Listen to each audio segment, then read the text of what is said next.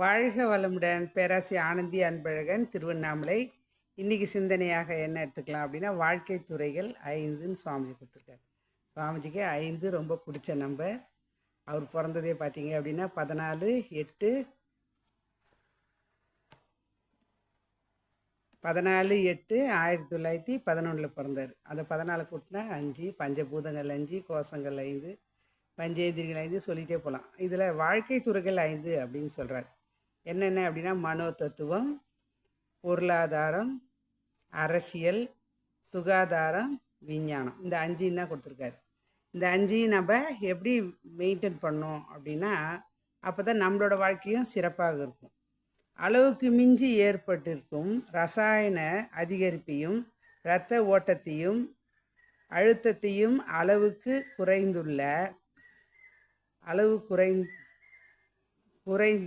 குறைந்து போன ரசாயன குறையையும் இரத்த ஓட்ட தளர்ச்சியையும் மருந்து, உணவு, பட்டினி, நீராடுதல், ஓய்வு, உடற்பயிற்சி முதலியவற்றினால் சமநிலைக்கு கொண்டு வரும் முயற்சியே சுகாதார முறை. அப்போது உடலில் இருக்கக்கூடிய ரசாயனத்தை நம்ம கரெக்ட் பண்ணிட்டோம் அப்படின்னாவே இதுதான் சொல்கிற சுகாதார முறை எனப்படும். அதே போல் பார்த்திங்க அப்படின்னா, உணவு, இடம், உடை முதலியவைகளை இயற்கையிலே ஏற்படும் துன்பங்களை எதிர்க்கும் பல வசதிகளையும் உற்பத்தி செய்தல், சேமித்தல், பாதுகாத்தல், நிறுவுதல், அனுபவித்தல் என்பவையெல்லாம் சேர்ந்த ஒன்றே பொருளாதாரம். பலமுடையான் பலமில்லாதவனை துன்புறுத்தாதபடி பாதுகாக்கவும், பலமுள்ளவன் பலமில்லாதவனை துன்புறுத்தாமல் பாதுகாக்கவும் ஏற்பட்டு கொண்ட கூட்டு வாழ்க்கை ஒப்பந்தமே கட்டுப்பாடு விதிமுறைகளுக்கே அரசியல்.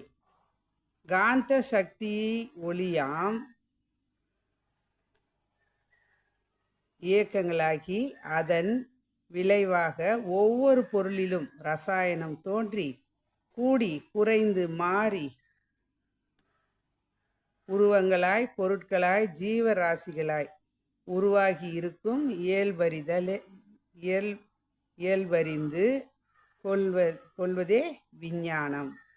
அப்போ சுகாதாரம் அப்படின்னா என்ன அப்படின்னா, மனோ தத்துவம் அப்படின்னா இன்ப துன்பத்தை கடந்து அமைதி என்ற மனம் நிற்கும் பொழுது அது மனோ தத்துவமாக மாறும். அப்போ நம்ம தான் நம்ம மாற்றிக்கொள்ளும் ஒழிய மற்றவங்களை மாற்றுறதால மனோ தத்துவம் வராது.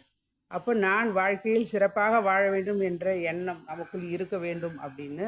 அதே போல் பார்த்திங்க அப்படின்னா, வந்த வேலையை நாம் முடித்து கொள்ள வேண்டும் அப்படின்னா, சொந்த வேலையில் கூடிய குடும்ப வாழ்க்கையில் இருந்துக்கிட்டே சமுதாயத்துக்கும் நம்மால் முடிந்த பொருள், புகழ், செல்வாக்கு, புலன் இன்பம், புகழ் எது எனக்கு இறைவன் கொடுக்குறான பொருள், இதை நாமும் அனுபவித்து மற்றவர்கள் கொடுக்கும்பொழுது அங்கே மனோ தத்துவம் அமைதி நிலையில் வர ஆரம்பிக்கும். அப்போ இன்ப துன்பத்தை கடந்து அமைதி நிலையில் வரும்பொழுது அங்கே மனோ தத்துவம் நமக்கு நிறைவு தருகிறது.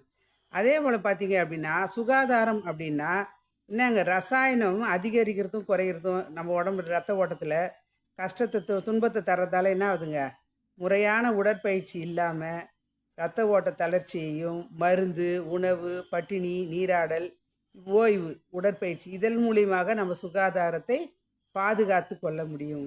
அடுத்தது பார்த்திங்க அப்படின்னா, ஏன்னா சுகாதாரம் மிக அவசியம். ஆரோக்கியமான மனிதனால்தான் ஆரோக்கியமான ஒரு சிந்தனை வரும், ஆரோக்கியமான ஒரு அறிவு மேம்பாடு வரும், ஆரோக்கியமான வாழ்க்கை வளம் எல்லா விதத்துலேயும் உயர முடியும்.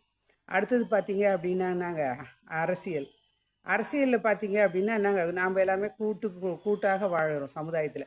அப்போ கூட்டாக வாழக்கூடிய நாம் அனைவரும் ஒன்றோடு ஒன்று மற்றவங்களுக்கு துன்பம் இல்லாமலும் மற்றவங்களுக்கு கஷ்டத்தை கொடுக்காம பாதுகாக்கவும், அவங்களுக்கு வாழ்க்கையில் எல்லாமே ஒற்றுமையாக இருந்து வாழக்கூடியதுக்காக ஒரு அரசியல் அப்படின்ற ஒன்றை ஏற்படுத்தி நமக்குள்ள ஒற்றுமையை வளர்க்கவும் சமுதாயத்தை மேம்படுத்தவும் அரசியல் நமக்கு உதவுகிறது.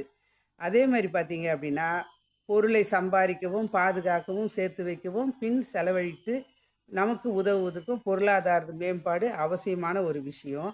அடுத்தது விஞ்ஞானம் என்பது என்ன அப்படின்னா, எல்லாமே அணுக்களின் தோற்றம் அப்படின்னு கண்டுபிடிச்சிருக்காங்க இப்போ. அப்போ எல்லாமே அணுக்களின் தோற்றம்னு சொல்ல ஒவ்வொரு புள்ளியும் நம்ம பகுத்து பகுத்து பார்த்துட்டே போகும்போது எல்லாமே அணுக்களின் கூட்டம் தான். அப்போ அந்த அணுக்களின் கூட்டமே தான் என்ன ஆகுதுங்க, எல்லாமே கூட்டாக ஒளியாக ஒளியாக அழுத்தம் ஒளி ஒளி சுவை மனமாக பிரபஞ்சம் முழுவதும் தோன்ற அந்த 5 பூதங்கள் தான் நமக்குள் இயங்கி கொண்டும், 6வது அறிவாக இருக்கக்கூடிய மெய்ப்பொருளே நமக்குள் அறிவாக இருந்து இயங்கி கொண்டு உண்மையை நம்ம உணர்ந்துட்டோம் அப்படின்னா, இந்த 5 வாழ்க்கை துறையில் இருக்கக்கூடிய இந்த வாழ்க்கை துறைக்கு தேவையான இந்த 5யும் பாதுகாக்கவும் பயன்படுத்தவும் மற்றவர்களுக்கு கொடுத்து சமுதாயத்தை மேம்படுத்தவும் பலமாக வாழவும் இந்த மனவள கலையில் சுவாமிஜி இந்த 5யும் நம்மளுக்கு பகுத்து கொடுத்துருக்காரு, இது தொகுத்து கொடுத்துருக்காரு. அந்த விதத்தில் நம்ம இதை பாதுகாத்து நாமும் பயன்பெறுவோம், மற்றவங்க பயன்பெற வைப்போம் என்று சொல்லி அனைத்துக்கும் ஒரு நல்ல ஒரு சுவாமிஜியோட சிந்தனையை எவ்வளோ ஒரு அழகாக சிந்திக்கிறார் பாருங்க. குடும்ப வாழ்க்கையாகட்டும், சமுதாயமாகட்டும், உலகமாகட்டும் எல்லாமே. அந்த விதத்தில் மனவளக்கலையை நாம் வாழ்க்கையில் பயன்படுத்தி கொண்டு நாமும் மேம்பாடு பெற்று மற்றவங்களையும் உயர்த்துவோம் என்று சொல்லி இந்த அற்புதமான வாய்ப்பை அளித்த இறைநிலைக்கும் குருவர்களுக்கும் இதுகாலம் சேவையும் எடுத்த அனைத்து நல்ல அன்பு உள்ளங்களுக்கும் நன்றி நன்றி நன்றி. மீண்டும் சந்திப்போம். வாழ்க வளமுடன். சிந்திப்போம்.